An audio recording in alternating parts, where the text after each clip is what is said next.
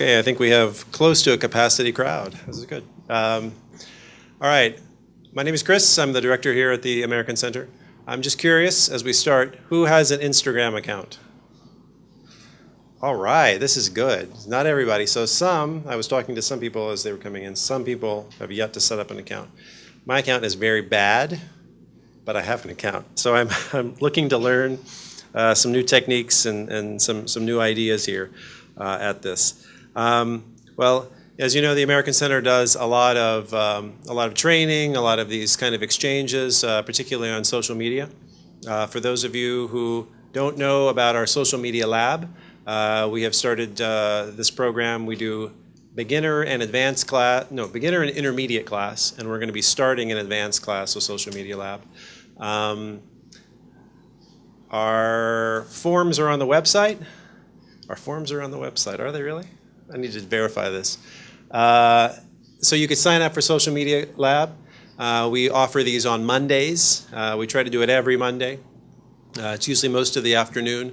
So if you're interested, if you're a beginner or know somebody who's a beginner, have them sign up for that. But our intermediate and advanced classes are really beginning to roll out. So those of you that are active users, not only on Instagram, but we look across a variety of platforms and help you become better and more active users of those. Please sign up and encourage your friends to do the same. So with that in mind, this is kind of in the spirit of what we're otherwise doing. More about this platform, how to be better users of it. So I'm going to eagerly take some notes and learn how I can improve my pretty sorry Instagram page. And also just learn about some trends, learn about, I think, not only with photography, but also learn about ways of connecting with people. We've got some people I know here who have participated in some other programs, who have done some other activities with Instagram that I know some very interesting things that are going on here in Sri Lanka using this platform in particular. So maybe without further ado, let me go ahead and introduce the two of you and welcome and thank you for joining us today. Thank you. Thanks, Chris, for that very warm introduction. I didn't think I'd ever get called an expert on Instagram. I guess that's the first. So what is probably going to happen is I'll introduce myself first and take you through the first part of our presentation today, and then Raisa will come and introduce herself and take it from there, after which we will come back and talk about the InstaMeet. Things that I will just introduce to you briefly. Before we start, today's topic, Insta culture, I guess it's a very broad term. We basically want to talk a little bit about Instagram, the social network, and the culture that's sort of developed around it. Especially in Sri Lanka, I think the interest for this talk sort of originated when Prasad asked if we want to talk about a thing that's called an InstaMeet that we did a couple of months ago, and I think a few people who had the InstaMeet are here today as well, which was something we'll explain to you what an InstaMeet is about and what we do on InstaMeet. And that basically, I think, garnered a lot of interest on social media, and that's pretty much why I think we are here today to talk about Instagram a little bit, introduce the social network to you. So this will basically comprise of our presentation. We have a lot of slides. It's very visual, a lot of pictures. We probably skip through a lot of them, come back if you want to know more about these things. But generally what we want to do today is give an introduction into Instagram. Talk a little bit about the culture, because something that I've been always curious about is that why people Instagram. And there's a lot of stigma between so-called real photographers and Instagrammers. And this developing sort of schism between people who are, people who have big DSLRs, like Nazli here, for example, who is actually bridging the gap with a high quality DSLR and an Instagram account. So talk a little bit about the philosophy behind Instagramming and some cutting edge thought on and cultural commentary on the phenomenon of Instagram, perhaps. And then Raisa will to talk about Raisa, she's been ever since I got to know her back at the Sunday Leader, she's been a complete anti-social media person, right? So she was just barely on Facebook, not on Twitter, not on Instagram, Foursquare, anything like that. And she used to basically laugh at us because we'd be always on our phones, just peeking at them or through social gatherings and all that stuff. But Raisa basically now has turned into an avid Instagrammer. So she'll talk about the things that affected her perception of Instagram and why she became a believer from starting off as a skeptic. Let me talk a little bit about InstaMeets, which we'll introduce to you as we go along. The InstaMeet Colombo that happened recently, and then we'll talk a little bit about, I wouldn't say prominent, but I would say local Instagrammers that you should probably start following if you're on Instagram, or local Instagrammers who probably illustrate Instagram in a very good way, the way we see it. Again, it's a very subjective opinion of ours. The uses of Instagram a little bit, and then talk a little bit about selfies, different types of selfies, if we have time, and then open up for a Q&A. And please feel free to interrupt us if you want to, it's a crucial point you want to raise or something. All right, so talk a little bit about why Instagram is popular. Well, what Instagram is, to those of you who are not on Instagram, am I clear? Am I coming off clearly? Okay. To those of you who are not on Instagram, basically, I'm sure everyone is familiar with Facebook, right? Instagram is a type of a social network, but it's also a very visual social network, so it's heavily based on sharing photos. So it's mostly based on a mobile app. It's not based on the computer. There is a computer element to it, like an online element to it, but it's not really user-friendly. A lot of the usage happens through mobile phones, where people take pictures from their mobile phones and share them to their followers. And that's basically the point of the social network that is Instagram. Compared to Facebook and even Twitter, it's a very, I would say it's a much more focused social network in terms of actually what you can do with it and the actual features of it. So that's pretty much what Instagram is. It was started by these two guys, Kevin Systrom and Mike Krieger. And they basically, there was like a number of factors in the market that sort of contributed to the rise of Instagram. Photos and photo sharing, mobile photography was popular anyway, right? And there was an app called Hipstamatic, where people used to always take these funky photos and make it look like it was 50 years old. But it wasn't very social. So you couldn't really share stuff through Hipstamatic, and you couldn't have followers and all that stuff. And then there was Facebook, which was very social. So at this point of time, the iPhone 4 came out, and that was like a threshold in technology where mobile cameras became just good enough to start approaching the quality of DSLRs, at least when viewed through a phone screen, right? So mobile camera technology reached like a threshold and passed the threshold. So it was at this point combining all these three reasons that Instagram was launched, and it saw like a phenomenal growth rate. And also the network effects. There was like enough people with iPhones at that point of time to have a serious network. So you can have a lot of friends with iPhones. So a lot of friends could get on Instagram and start using it. It saw a phenomenal rise. There was like 15,000 people on the first day. And by the time Facebook bought it for like $1 billion, it had grown to like, I think around 60 or 50 million users. And today, Instagram has 150 million users.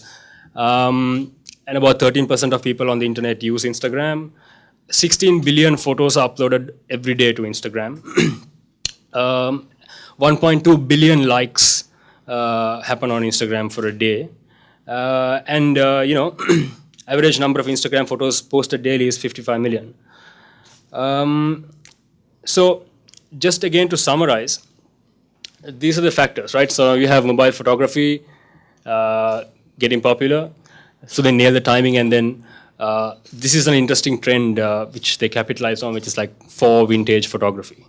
This fascination with wanting to make everything look vintage, right? And this is something that a lot of people have like thought about and try to comment about, because why this phenomenon of for vintage?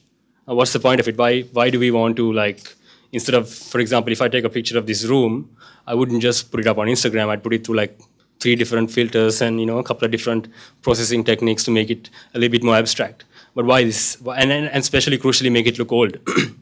So there's this interesting guy called Mark Jurgensen.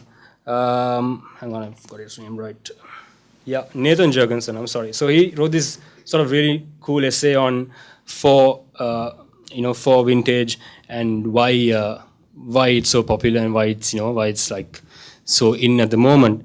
And according to him, it sort of reflects social networking in general, right?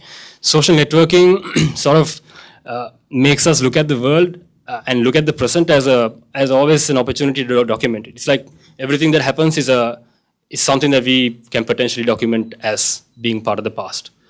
And also to him is the fact that the fascination with old things comes along he calls it decay porn, basically, because he thinks that this cultural fascination with decay is because that we are living in plasticky modern existences that we always strive to get away from, and this is not really a phenomenon illustrated with mobile photography. But if you look at cities today, if you look at even Colombo, like the Dutch hospital, and the Galle Fort, for example, all these very people like to call it hip and hippie and all that stuff, but it's just this cultural fascination with decay, this tendency for a group of people on the cutting edge of culture, basically, to want to move away from modern existence. And this picture of the Rio. Hotel Rio, I believe, that was part of the recent Columbus Scope, is like, for me, a really good example. And I don't know how many of you people went to Columbus Scope and experienced the play there, but it was extremely decadent, it was extremely old. It was a hotel that was basically abandoned in the 1980s after the riots in Colombo. And it's just been like that, and it's just been falling into pieces ever since, and that was, like, to me, like a perfect example of this fascination with decay. It's just basically something that goes into mobile photography and Instagram's popularity, especially if you look at Hipstamatic, which sort of built its base on producing old pictures like this. Yeah, so Instagram is popular because your smartphone is pretty much with you all the time, right? And you're probably even going to sleep with it. Every time you see something, it's very easy for you to just take a photo of it. So if you have any creative instinct at all, it's very easy for you to exploit it very soon. So you're walking down the street, and if you're a person with, obviously none of us carry around cameras. If you have a creative instinct, Instagram is a very quick way of capturing that. And that brings us to like 3 factors why Instagram is popular, which I'll get down to a little bit later. But just to go back again, if I'm not being clear, please, I tend to ramble on sometimes. So just to illustrate, this example is a good example of see how we this sort of conflict between sort of so-called real photography and Instagram and mobile photography, right?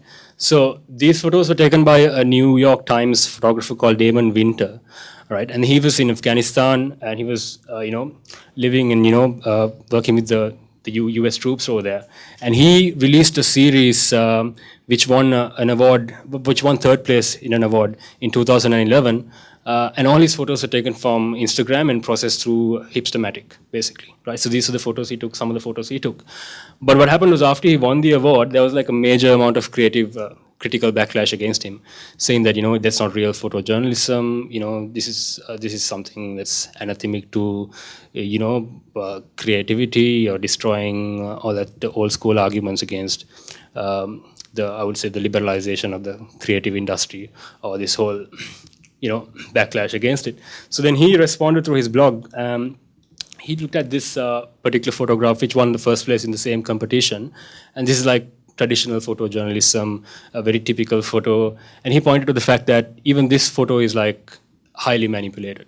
You see the fact that it's made black and white, which sort of creates its own little effect, and you'd say that the depth of field uses to highlight the subjects in the forefront sort of draws your attention there. And his basic argument is that even photojournalists, right, even photojournalists use aesthetics to a great extent.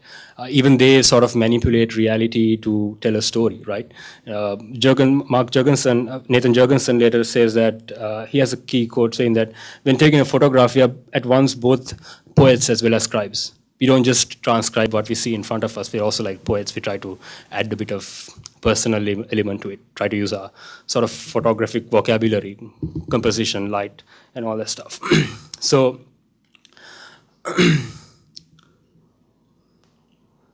that thing about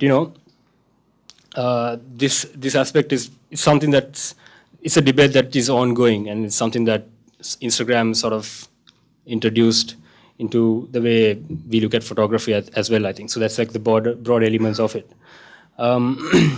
And if you have time to read, if you're curious about photography, Susan Sontag wrote this really excellent paper on photography. She talks a lot about what photography means in our modern existence. And she also goes along on how it's actually interpretation of the world and not really a depiction of reality, right? Okay, so Instagram gives you an audience. Number one, it gives you an audience in the sense that I have an audience for my photos as soon as I take them. People can comment on my photos, people can like my photos, and I can be a part of an audience for some other people as well. Instagram is immediate sort of satiation of your cultural, not cultural, your creative energies, right?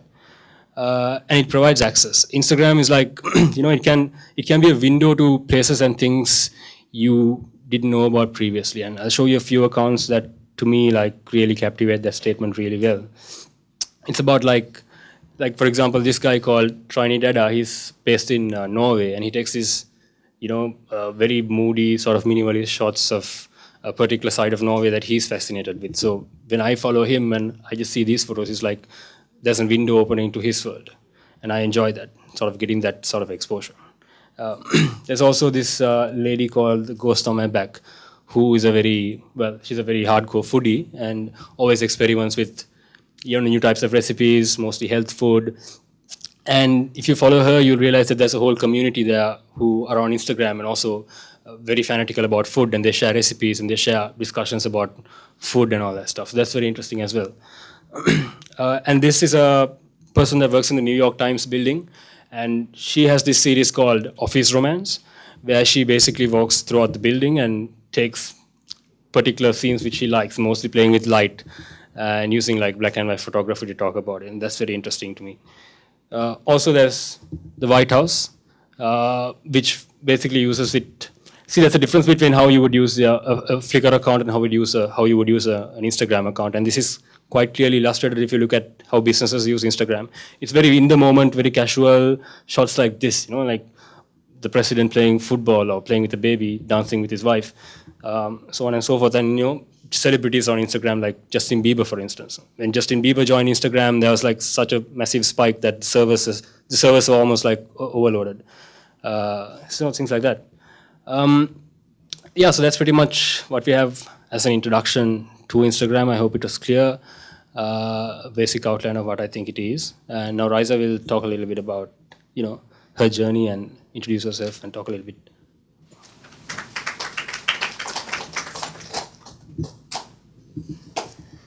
Hi everyone, I'm Raisa, and let me just introduce myself for a second. I'm a former journalist. I was at the Sunday Leader for 5 years, and following which I'm actually currently working as a PR consultant at a company called Bates Strategic Alliance. So I guess as Harlik actually said before, when it came to Instagram and actually most technology, I was definitely a skeptic. I guess I would say, when it comes to a lot of things, for instance, even things like books, I just preferred reading traditional books compared to ebooks. So I was definitely old-fashioned. So when I saw Harlik, he just took to Instagram like a fish to water, and he just started posting all these pictures. And initially, as he said, my first instinct was to kind of laugh at him, because my perception of Instagram was that it was basically mostly self-portraits, like selfies and food shots. And I didn't really understand why you would need a separate platform for that. Like, why couldn't you use something like Facebook or Twitter, already existing platforms? Why would you need something else? But then ironically enough, I started actually using Instagram, and eventually I became kind of addicted to it. And now I check it more than pretty much most of the social network sites I'm on.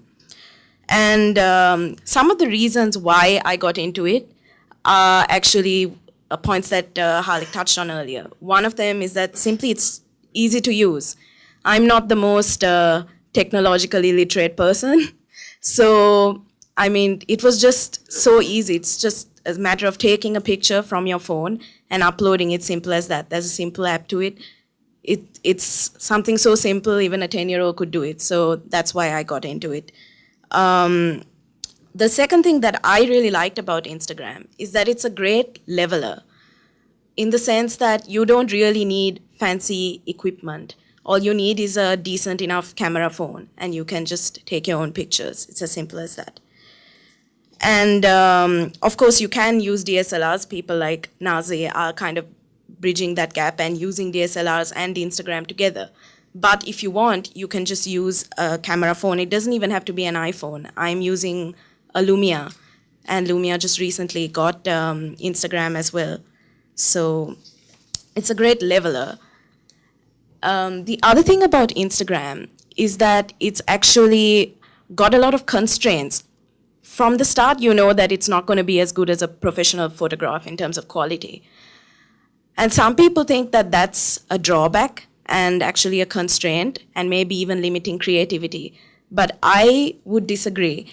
For instance, one of my friends and former colleagues, Asanka Ratnayaka, who used to shoot for Lonely Planet, he actually talks about how the good thing about Instagram is it bringing back the square frame. As you can see, mostly the pictures are kind of in a square frame. And that's actually a good thing because when you start, it really forces you to narrow your focus when you're taking a picture. Because maybe when you're starting out, you want to capture everything at once. Maybe you see a beautiful sunset and you just want to take the whole sky, or you just want to take everything that you see. But as time goes by, you actually start naturally, you start improving because you start trying to make the best use of that space and not trying to cut everything out. So what I've done in this slide actually is, I know I was introduced as an expert, but I'm definitely not. I just started taking pictures. And so the top slide, this is actually when I started out Instagram, just to illustrate how it can actually improve photography. And as you can see in the top three, I've kind of, it's not the most perfect composition. There's like bits chopped off. The lighting isn't perfect. The composition isn't perfect. And all of that is because I just wanted to try and capture something and I wasn't really making the best use of it. But as time went on, as you can see from the bottom row of photographs, this one's in Mirissa, the middle one is at Golface, and then the one on the left is taken in Avisavilla. I've actually managed to, I think, use the space, the limited space, and actually give an illusion of wide open space, whereas in the top three, it's not exactly perfect. So it can actually make you a better photographer at the end of the day. And of course, the other thing is, of course, it's extremely quick. You just take a picture and you can just upload it, simple as that, and it's just up there. Okay, so now I'm going to talk a little bit about Instameets. So what exactly is an Instameet? It's basically an opportunity for Instagrammers, people using Instagram, to meet up with other people in the community. And you can have an Instameet in various ways. Sometimes it can be a small, like, kind of intimate gathering, maybe at a bar or a park or something, where you just meet up and you just discuss, photography and what you like shooting. Or maybe it can be something on a larger scale. For instance, in New York, they actually did a photo scavenger hunt where they kind of went around and they had a list. Maybe they had to try and take a picture of people in a conga line, random strangers. So things like that. So that was something else. And the third option is a photo walk, where you go to an interesting place and you kind of walk around and you take a few pictures of what you see, and that way you kind of get a sense of the community you're in. So Instameet is actually a pretty big community. There's over 11,000 people. There's over 11,000 people currently taking part in Instameets all over the world in 1,589 cities. And they even go to, they actually also participate in several large events. For instance, there have been Instameets at New York Fashion Week, and this picture, which keeps skipping, is actually at the Sochi Olympics, which was recently concluded. And okay, so how do you get on featured on Instagram? Because Instagram actually has a separate URL for their meetups, and you can get featured as a country and therefore get connected to the whole Instagram community. So how you can get featured, it's quite simple. Just add a hashtag to your pictures. Just add a hashtag to your pictures, which, for instance, you can just hashtag it as Instameet. And if you really want to narrow the focus more, add the hashtag of your city. So it's Instameet CMB. And so you can do that. Then you can just share it on traditional platforms like Facebook and Twitter. And that way you can kind of spread the word.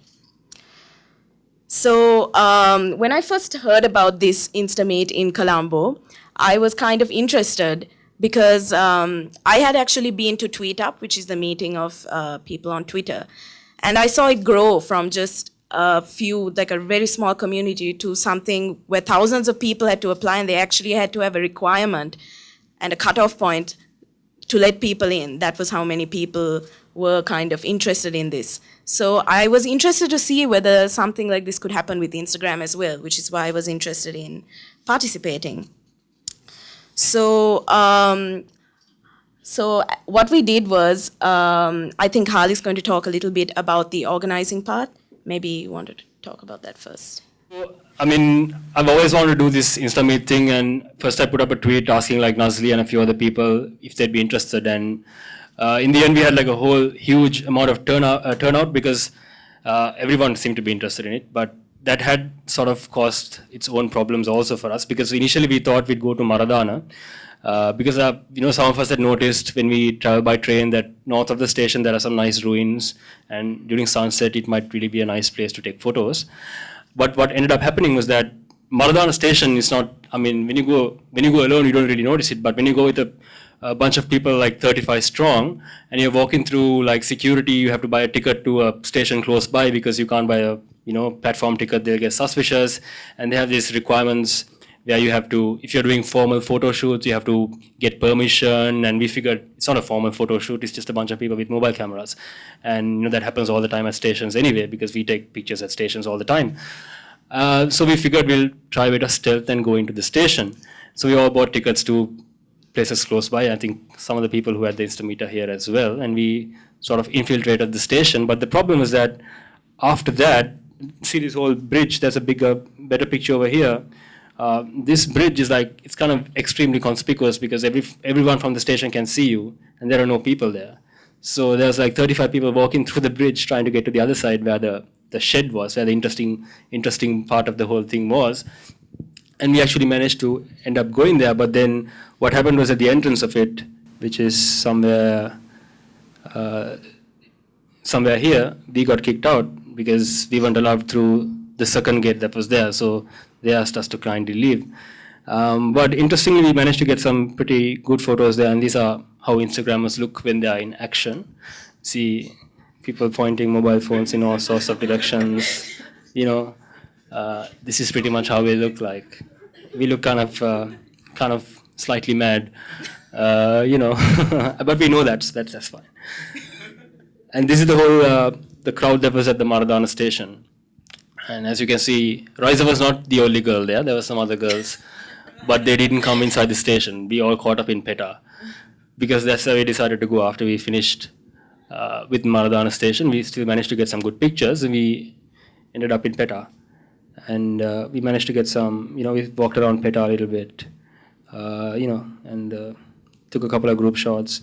And we'll, talk a little bit about the pictures that we took as well. And these are pictures from the InstaMeet itself. Raisa will take you through them. Okay, so as a former journalist, one thing that I would say is that I'm a storyteller. I like telling stories. And what's interesting about Instagram as well is that it can actually kind of tell a story as well. It doesn't have to be about you.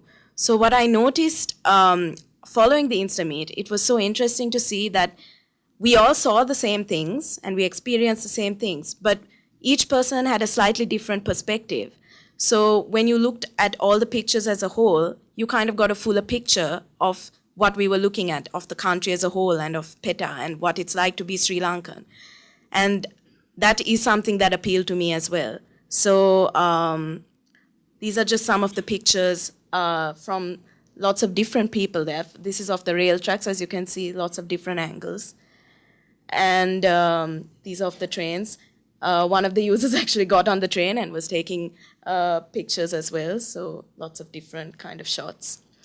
This is actually in PETA, and again, these are just pictures of the street life and of the Nathamis and kind of people just that you meet.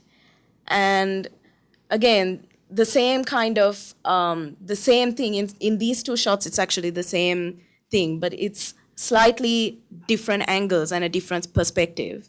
One group actually split up and went around to take pictures of the colonial buildings. So this is from that group. I was actually The in picture in the corner there of the Khan clock tower is extremely vintage, and that's like one of the most vintage photos I think anyone took during the meet. Yeah. So as you can see, that as Harlik said, there's a lot of different styles. Some people have used color, like Apeyaka in the corner with the leaves, and Janit in the middle, and whereas others have gone the vintage route in depicting the buildings. So it's the same buildings, but it's just different angles, and which gives you a fuller picture. And once again, these are more street shots. I was in the latter group, which went around the market to try and take shots of the people. So there were some people who, it was just beginning just before Christmas. So as you can see in Nazli's shot in the middle there, the Christmas decorations out in force and lots of color. But again, some people choosing to go the vintage route. And these are just more, there was a small cricket match being played, and more street shots. This is outside the Maradana station. This is actually before the meet started, and just different perspectives of the station. This is inside. As Harlik said, it was quite awkward at first because there's a bunch of people just walking around with phones, and we got quite a few stares and questioning looks and questions, but we kind of split off into little groups, and so this was the result of different groups of us walking around and just taking pictures. This is actually right before we got kicked out, right before that It was on disused the way railway out, shed. I think. Yeah. Some pictures we managed to sneak before getting kicked out. And yeah, that's actually inside the railway shed from I Am Sri Lankan at the bottom there. So an Insta meet for me was really nice. For example, PETA was enlightening for me in the way how different people looked at the same thing. And so, for example, it was like several different people documenting the same thing through different perspectives. So I think that's Insta meet potentially would be a very nice way to document an event or a place or a location or anything like that. I think that's something that we're looking forward to exploring more as time goes on. We just like to talk a little bit about accounts in Sri Lanka that we specifically like. Now, these are basically based on mine and Raiza's sort of subjective understanding of it, and we have a few accounts that we think might be nice. And these accounts we picked not because they are great photographers per se, but because they also have a specific focus. They're like a window. Like now, for example, I don't have a specific focus. I just Instagram whatever I see and wherever I am. And my focus changes based on what I'm doing at the time. But there are some people who are notably extremely focused on a particular area. And that's what sort of makes their accounts extremely interesting, because they all have a running theme through it. And in a sense, that's part of the beauty of following a person on Instagram, right? So there's Aisha, for example, Aisha Mark. She, I think, is based in Kurunagala. And in her account, you get like an amazing snapshot of old school rural Sri Lanka, Walawars and all these old Volkswagens and derelict houses and gramophones and things like that, and old style kitchens, paddy fields. So it's very interesting going through her account. So that's someone you should probably consider following if you're on Instagram. And then you have Gopi Haran, who basically lives on the coast in the sense that he works in PETA and he lives in Velavatta, and all of his photos, a lot of them are of sunsets, Velavatta station, life in the trains, and sunsets in PETA, a very beautiful area of images, street images like this street vendor. And then you have like street photographers like Shamas, who's in the audience. I think I saw him a little bit earlier. There we go. Shamas is a journalist and an aspiring law student, and he basically likes getting up and close with people he meets on the street. And I guess that involves a little bit of sweet talking sometimes, right, Shamas, to get into their confidence, take their pictures. And his images are very gritty, and and he just started Instagramming a while ago, right? Recently, and I've been like a very strong, very, very enthusiastic follower of Shamas for his street photos. And artists on Instagram as well. And this is Gallery de Ceylon, who's a pencil artist and some amazing art, then extremely popular Instagrammer.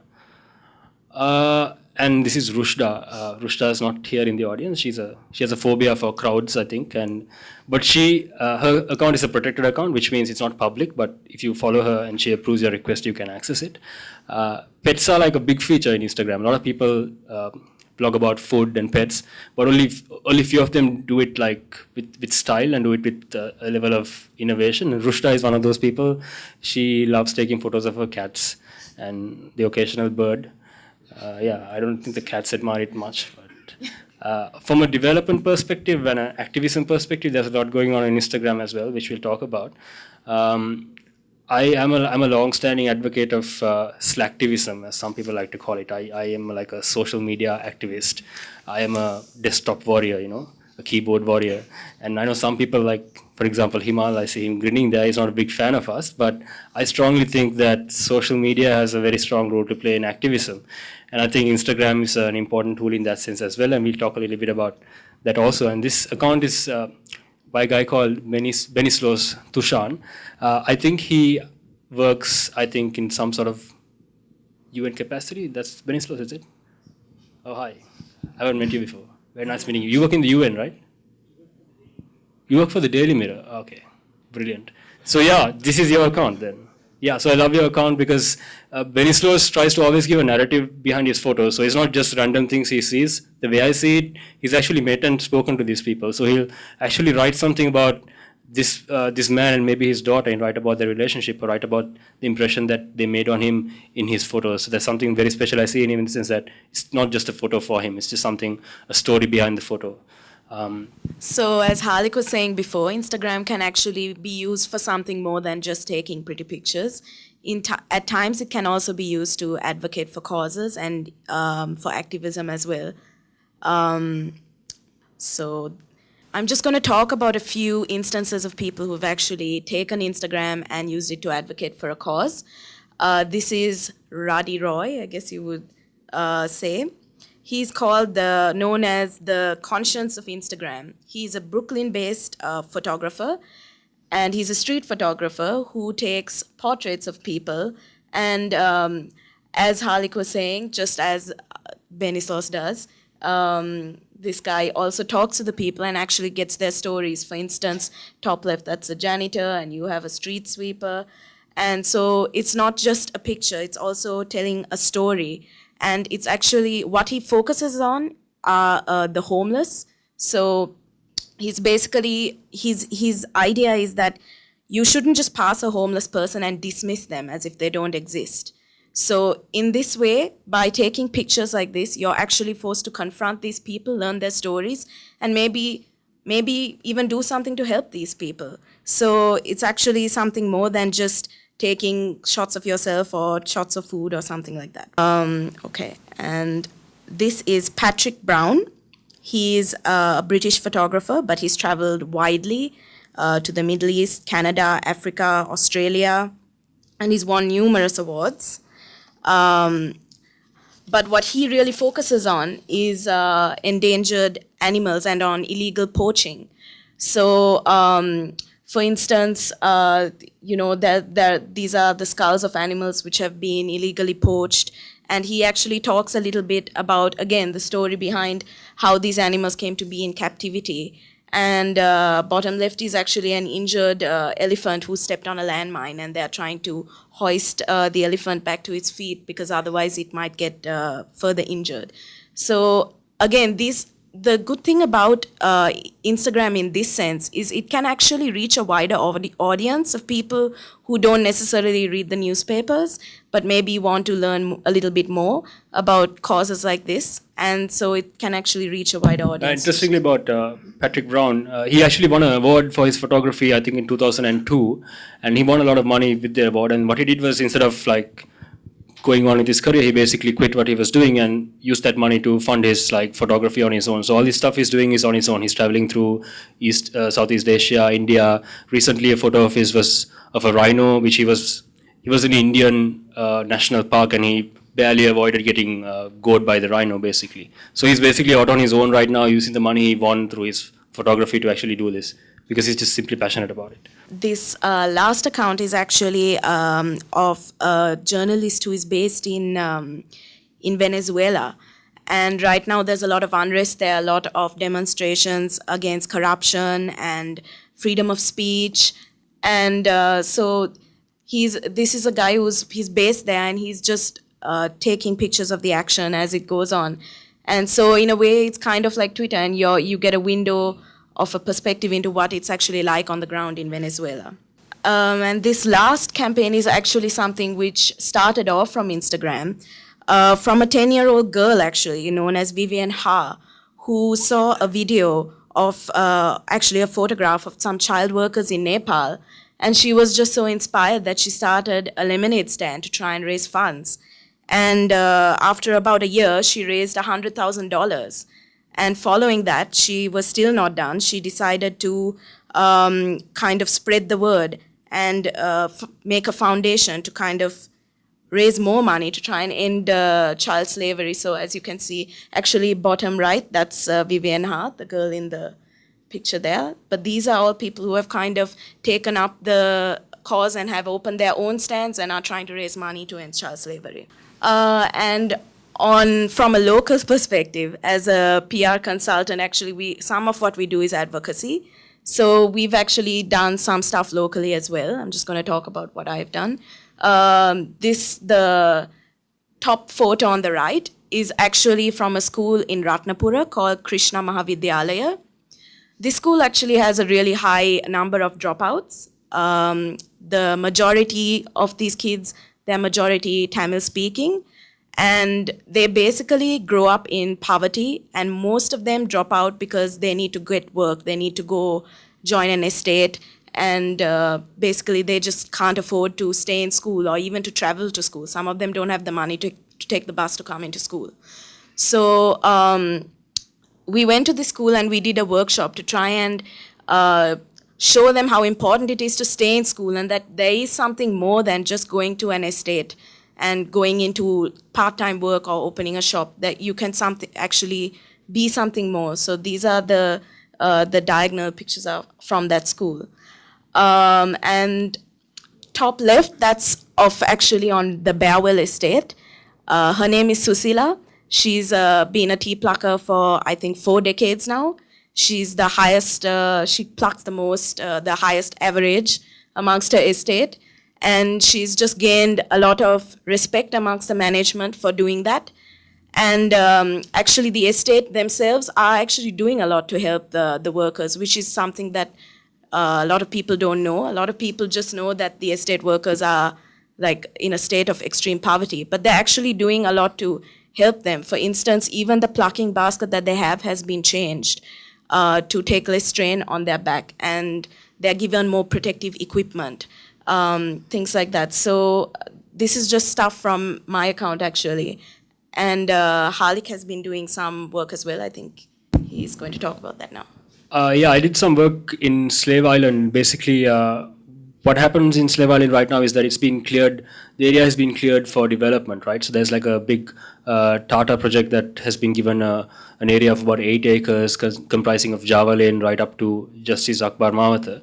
And I started walking through Slave Island somewhere in December, and if you go to Slave Island now, you see that whole area is flattened. It's just a rubble now, right? And the problem there is that, there's this big drive to develop Colombo, but the problem is that the people at the other end of it, the people who live in Slave Island, like the little girl, for instance, and these businesses, they are not really getting a satisfactory level of recompense for their loss. Previous neighborhoods that have been evicted, like the neighborhood at New Street, which was recently evicted about 2 years ago, despite them having legal deeds and all that stuff for a military base to be built. And about 4 years ago, a neighborhood to the north of it was evicted for an elephant house complex to be built. The problem that a lot of these people are facing is that a lot of those neighborhoods, the people who are evicted, have not been getting the recompense that they were promised. They've not been getting the housing that they were promised. And at certain times, now the government is saying that they might actually get housing somewhere in Avissa Vela. So the social cost that they're undergoing is massive, because all their infrastructure is built around Colombo. Their jobs are here, their communities are here, their schools are here, and in a lot of unfortunate cases, their businesses are there. And the businesses are very, very community-oriented businesses, grocery shops that have been surviving for decades based on, community goodwill. So how do you transport these businesses to a different location? How do you start off making a livelihood the same way you used to before? So the cost is much more than just losing your house and getting a new house, which even that is not being given to them. But there's a massive human cost here that is just being completely ignored. So I just wanted to explore this a little bit. And I started off doing it through Instagram, but actually there's a photojournalistic site called the Picture Press, who sort of picked up on my photos and asked me to do a photo feature for them. And it was just published today. So if you go to the picturepress.org, you can see about 17 photos on Slave Island with a narrative attached to it, which I hope will be a very small contribution to raising awareness of the plight of these people. All right, so just to wrap up quickly, we'll talk about brands on Instagram because like any social network, they've been appropriated by capitalism. And interestingly enough, a lot of brands on Instagram, the successful ones, are very unique in the way they approach it. Nike is obviously the top brand in terms of people who have mentioned them in terms of a hashtag, and they're one of the most followed brands, as well as Starbucks. If you look at Nike's account, they are very, very specific about the way they use Instagram. It's all shots in the moment. Right now, they're probably talking about their shoes and their running gear, but they're taking a very in-the-moment shot, a very, spontaneous shot of people just getting ready to run.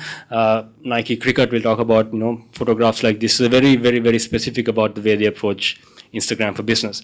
Starbucks has a different strategy. They sort of encourage people who take pictures of Starbucks cups, and they use their pictures on their account. So they create goodwill with people, and they sort of promote their account that way. So people hashtag their photos as Starbucks, and if it's a really good photo, Starbucks will use it on their account.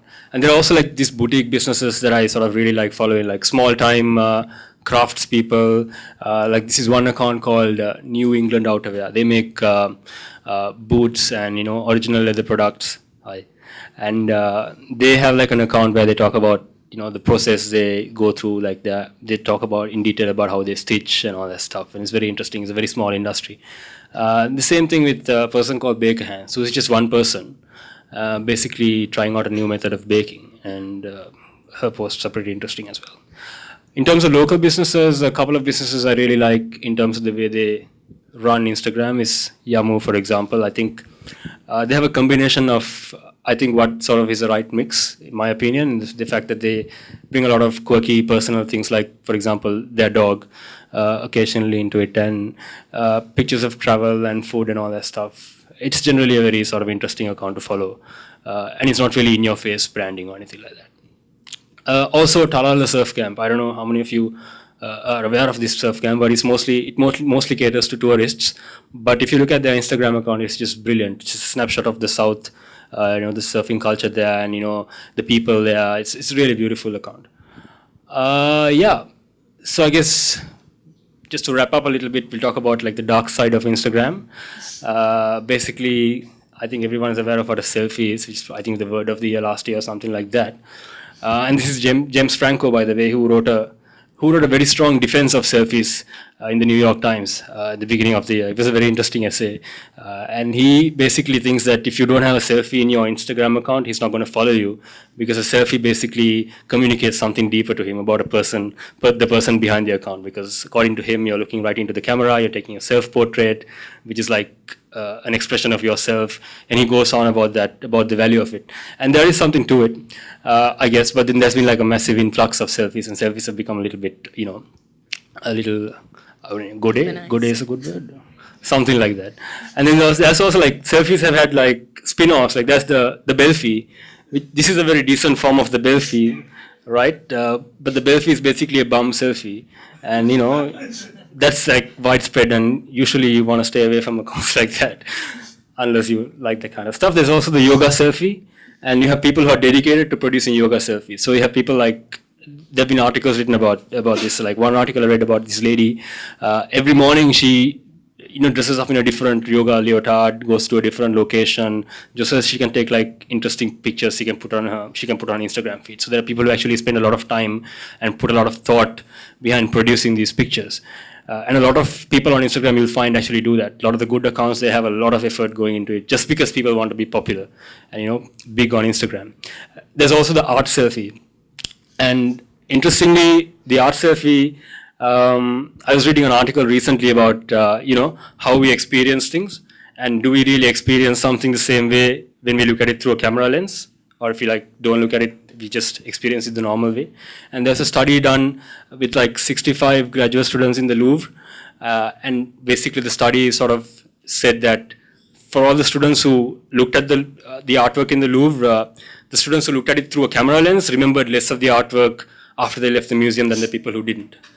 So, there are studies like that, but then again, there are arguments against that also. So, to give some statistics of the selfie, it's not really that widespread. If you go to the next slide, only about 4% of pictures on Instagram are selfies. And a lot of the other ones are pictures of cats, food, cars, houses, feet, a lot of pictures of feet. If someone goes to the beach, you probably definitely find at least one picture of their feet on a table or something like that. And a lot of the selfies are by women mostly. I think the next one talks about that. Proportion of women on selfies based on 5 different cities. So Bangkok has the lowest amount of proportion of women on selfies, but if you look at Moscow, 82% of the selfies from Moscow that was discovered in this study were carried out by women. This also has a couple of different interesting statistics about how women tend to tilt their head more than men when they take selfies. Things like that. It's an interesting site if you want to go check out things about selfies. Also about median ages. A lot of people tend to be between 23 and 25.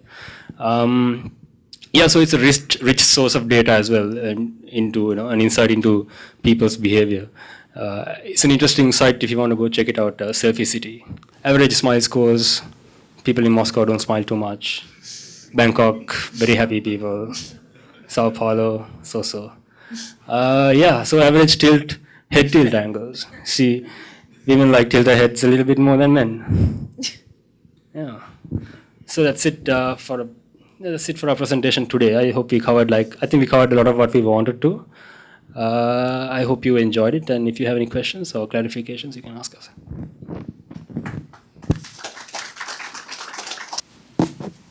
How many people here who are photographers but don't have an Instagram account? Okay. Will you be planning on getting one today or after you? Not really, no?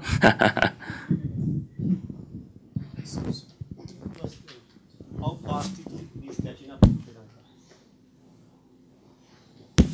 How fast is it catching up in Sri Lanka? I don't know. I don't really know if there are any statistics on it, but I think it's catching up pretty fast. Because I'm discovering new Instagrammers every day. There's always new accounts popping up, interesting people that from different parts of the country actually, from East Coast, from the Central Hills, from the South, not just from Colombo anymore. Right? So it's picking up, I think, definitely. Any local brands? Apart from Yamu and Talala Surf Camp, there are a few other local brands. I've noticed a brand called Push Skateboards. That's doing it really well. In terms of brands that don't do it that well, there are big brands that operate on Instagram. I think Dialogue is on Instagram. Yes. I don't know if the US Embassy is on Instagram. No, it's not on Instagram. Yeah, in terms of brands, there are not a lot of local brands on Instagram. I'm not noticing a big shift onto it. Yeah. There's many on Facebook, not so much on Twitter that are very active, but not a lot on Instagram.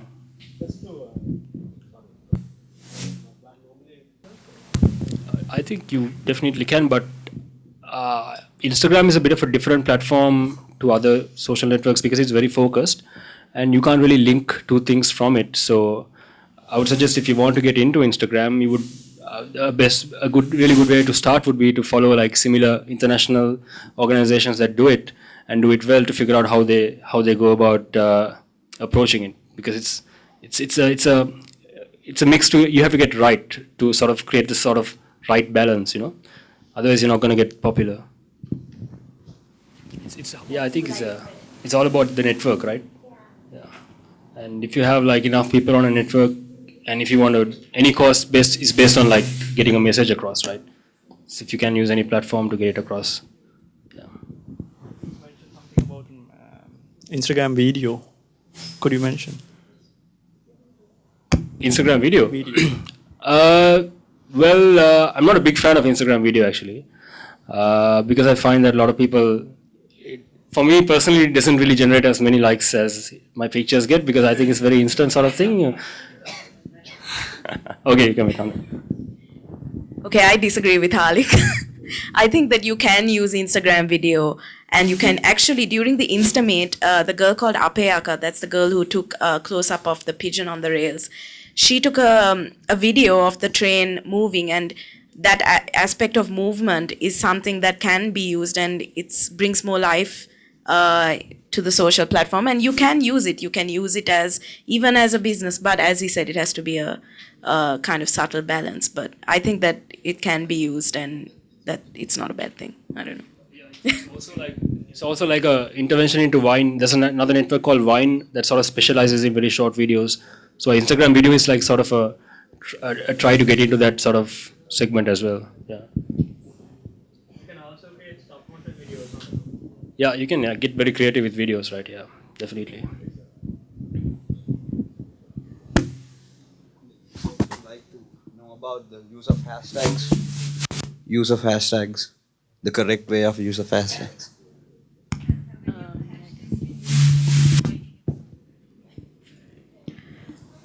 Okay, do you want to talk about the data mining? Okay, yeah. Well, for example, the selfie study, they used the hashtag selfie to do the data mining. What they did was they took all the pictures with the selfie hashtag, and then they had to go through Amazon Mechanical Turk. Have you heard about? That's like a service where you give, and there are people who will actually do the work for you. So they had to give it to actual real life people to figure out if those hashtags were actual selfies. Because the thing about Instagram hashtags is you can abuse it. You can like put like 100 different hashtags and get your pictures noticed and get likes. But I mean, it's not a very straightforward practice because a lot of those hashtags may not be real. So there are ways to use the hashtag, and I think one of the most important ways you can use it is to categorize your photos. For example, like the Instameet Colombo, we had a hashtag saying Instameet CMB and Instameet SL. So that now if you want to go back and look at all those pictures, all you have to do is go to Instagram and search that hashtag, Instameet CMB. So all the pictures tagged under that one, and it has to be a unique hashtag, obviously. So only those pictures will get captured.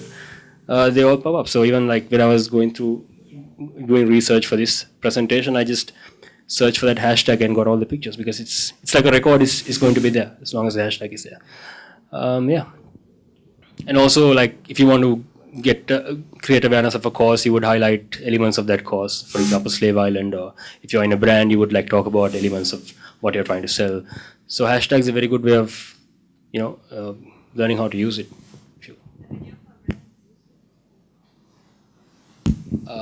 Again, I don't know if brands have become as big on Instagram locally to have to use hashtags.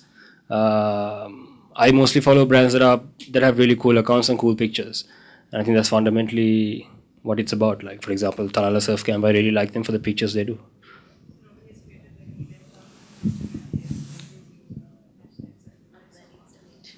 Other than Instameet, no. But it happens on Twitter a lot.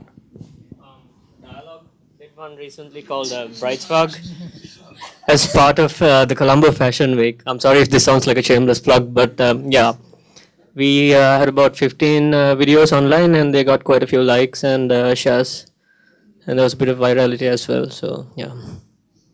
I'm sorry, I didn't know about the Dialogues campaign. Raisa did though, I think. She didn't mention it on purpose.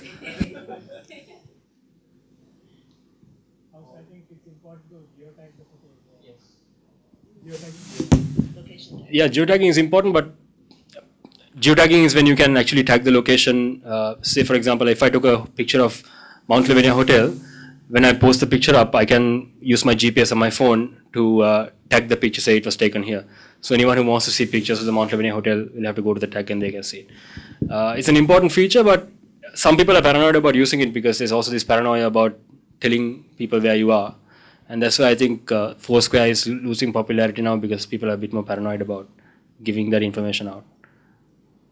But geotagging especially when it comes to Insta Meets and where you. Actually, that's kind of an interesting question. We've kind of debated that on a different platform. On Twitter, there was a whole discussion on where do you draw the line, and is this, if you put something on a public platform, because there have been instances where people, taking Twitter as an example, where people tweet something public and it gets pulled and printed in the paper. Is that right? Is that correct? But so far, I mean, it's once you're putting something up, you're basically putting it on a public platform. So I guess in that sense, you just have to be maybe conscious about uploading. But it's really, I don't know, it's really up to the person, I think. So yeah, it's up to it's a fine line, I guess. But I would say, I mean, people know it nowadays to be a bit more careful about privacy. So I wouldn't say that it's such a huge issue. But yeah, to also address your specific question about like blood and go and all that stuff. So what is it ethical for a person who's in a war zone to put up pictures of a mangled child, for example? But I think, again, like Royal said, it's this critique between citizen journalism has no ethics sort of thing, you know. And I think personally, my feeling is that that should be the way it is, and that should be allowed, because personally I feel that the traditional media has sort of it's sort of beginning to lose its legitimacy, right? The traditional media has not really lived up to its promise of actually giving the information people need to hear. And I think citizen journalism is a useful balance to counter that. And sure, citizen journalism is not very ethical in the traditional sense. And if a person thinks it's fine, I personally don't have a problem with seeing a picture of a mangled child. I think that drives the message much more strongly home. And I don't really think that things like war and things like suffering should be censored. And that's my opinion. And I think a lot of people might share that opinion. It's a very sort of a judgmental thing, you know, I mean, things like this when it comes to ethical problems. And I think it's exciting that it's just very liberal right now. And, you know, that's just open to. There's been a lot of controversies regarding this on Twitter. People have been like, you know, court-martialed and all that stuff because of stuff they posted on Twitter. They've created like national controversies, especially in the UK. There have been several cases, and that discussion has been happening a lot on Twitter because people tend to tweet stuff and sometimes without thinking, and that becomes public. And Sri Lanka's law really doesn't cover that. Yeah. But yeah, but what Imal said, yeah, on Instagram specifically, definitely there are ways you can censor content. Like if you don't want to see Belfies, for example, you just don't stop following the person who puts up Belfies.